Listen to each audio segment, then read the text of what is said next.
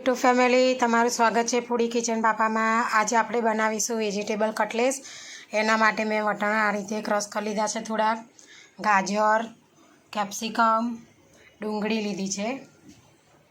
આ રીતે બધા મસાલા લીધા છે મેં, ધાણા પાવડર, લાલ મરચું, ગરમ મસાલો, ચાટ મસાલો, સંચર પાવડર, તલ, હળદર, લીંબુનો રસ છે, કસ્તુરી મેથી છે, ધાણા છે, આદુ મરચાંની પેસ્ટ રાખી છે, આ રીતે મીઠું છે, મોરસ લીધી છે। આ રીતે બટાકા બાફીને રેડી કર્યા છે મેં। પહેલાં આપણે તેનો મસાલા બનાવવા માટે એક કઢાઈ લઈશું, તેમાં તેલ રેડીશું। આ રીતે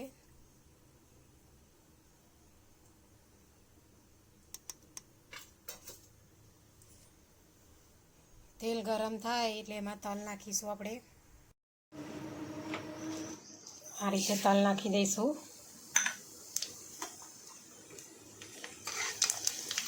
તલ થોડા એ થઈ જાય આ રીતે એટલે તેમાં ડુંગળી નાખી દઈશું। આ રીતે આપણે ડુંગળી થોડી સતરાઈ જાય એને મીડિયમ ગેસ ઉપર આપણે કરવાનું છે, જેથી કરીને આપણું મસાલા બધા બળી ના જાય। હવે તેમાં આપણે વટાણા નાખી દઈશું। આ રીતે જે વેજીટેબલ્સ આપણે રેડી કર્યા હતા પીસીને એ નાખીશું। હવે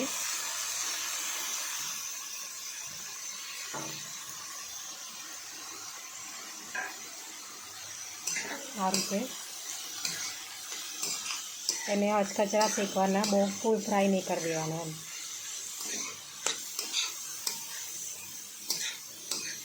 આ રીતે જો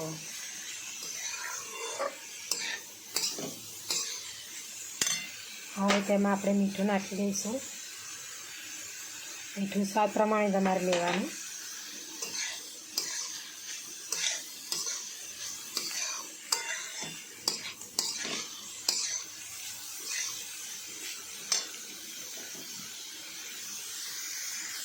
થોડી વાર તેને ચડવા દઈશું આપણે। થોડું થોડું શેકાઈ ગયું છે। હવે તેમાં આપણે કસ્તુરી મેથી નાખીશું। આ રીતે થોડો લીંબુનો રસ રેડીશું। આદુ મરચાંની પેસ્ટ નાખીશું, મોરસ નાખીશું આપણે। હવે બધું મિક્સ કરી દઈશું। આ રીતે હલાવી નાખીશું એકવાર।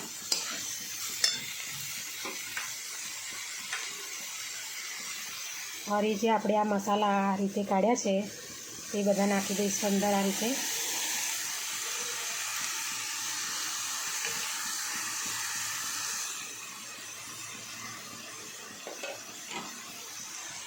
હવે બધું આપણે આ રીતે મિક્સ કરી દઈશું।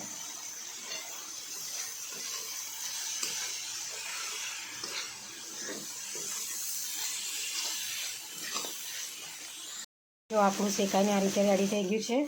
હવે તેને આપણે ઠંડુ થવા મૂકીશું। મેં આ રીતે બટાકા બાફીને જે રેડી કર્યા હતા, છોલી કાઢ્યા, હવે તેને આપણે ક્રશ કરવાના છે। બટાકા આ રીતે ક્રશ થઈ ગયા છે।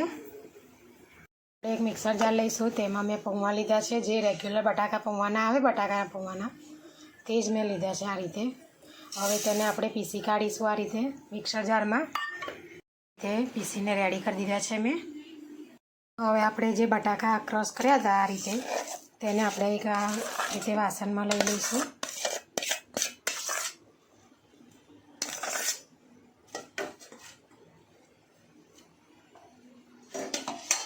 આ રીતે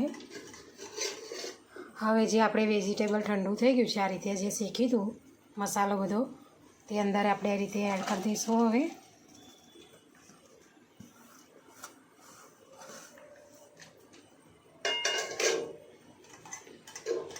તેમાં આપણે ધાણા નાખીશું। આ રીતે લીલા,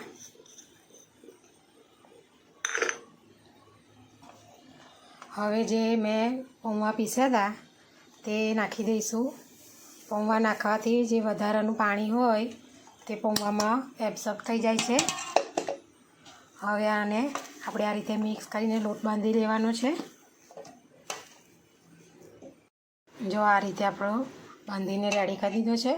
હવે તેને થોડી વાર માટે આપણે રેસ્ટ આપીશું. તો આપણો આ લોટ આ રીતે બેટર રેડી થઈ ગયું છે. હવે તેને આપણે નાના નાના રીતે લુવા વાર દઈશું.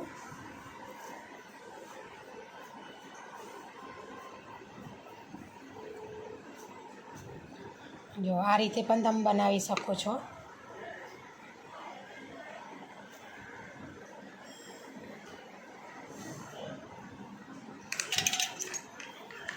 આ રીતે મારું જોડે દિલ શેપનું છે તો દિલ શેપમાં પણ બનાવી શકું છું આ રીતે.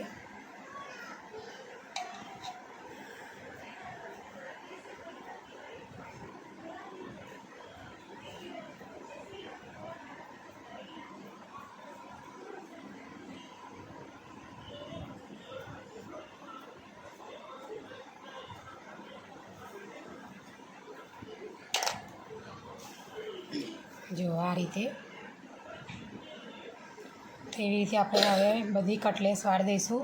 તે બધી કટલેસ બનાવીને રેડી કરી દીધી છે. હવે આપણે તેનું બેટર તૈયાર કરવાનું છે. એના માટે મેં આ રીતે મેદો લીધો છે. હવે તેમાં આપણે થોડું થોડું પાણી રેડીશું. આ રીતે રેડી કરવાનું છે એનું.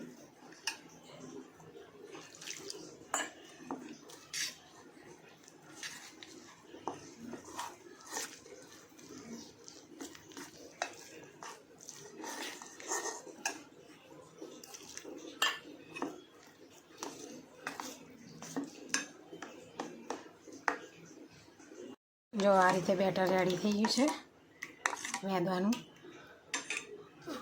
હવે મેં સોજી લીધો છે. સોજીને થોડો શેકી કાઢેલો છે આ રીતે. આપણે આ બેટરમાં આ રીતે કટલેસને કરી દેવાની, આ રીતે કોટ કરી દેવાનું. પછી તેને આ રીતે સોજીમાં એ કરી દેવાની. આ રીતે સોજી ના હોય તો તમારી પાસે બ્રેડનો ભૂકો હોય તો પણ ચાલે. તેવી રીતે આપણે હવે બધી કટલેસને આ રીતે કોટ કરી લઈશું.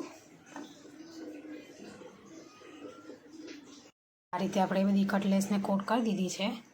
હવે તેને થોડા કલાક માટે રેસ્ટ આપીશું. પછી તેને ફ્રાય કરવાની છે. થોડી વાર રેસ્ટ પછી આપણી કટલેસ આ રીતે સેટ થઈ ગઈ છે. હવે આપણે આ રીતે તેલ ગરમ કરીશું. તેમાં મૂકીશું આ રીતે બધી કટલેસ એક એક કરીને.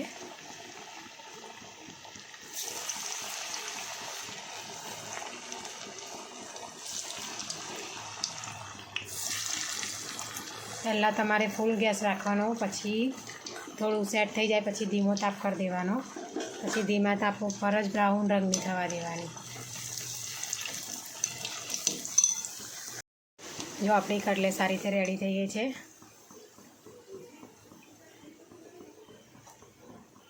મેં સોજીમાં એ કરી હતી તે માટે આવી થઈ છે.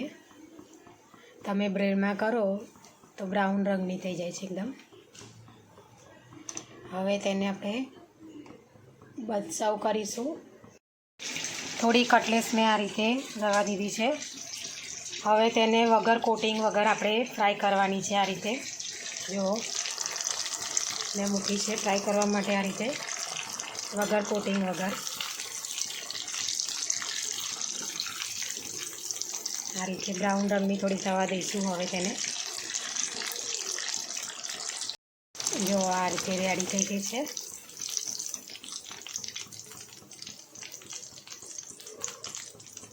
હવે તેને આપણે ટીશ્યુ પેપરમાં મૂકી દેવાનું, જેથી કરીને વધારાનું તેલ તે શોષી જાય.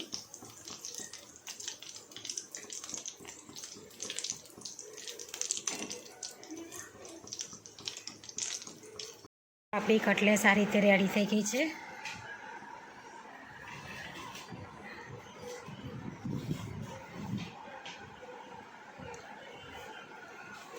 જો તમને અમારી વિડીયો પસંદ આવી હોય તો લાઇક, શેર, સબસ્ક્રાઈબ કરવાનું ભૂલતા નહીં.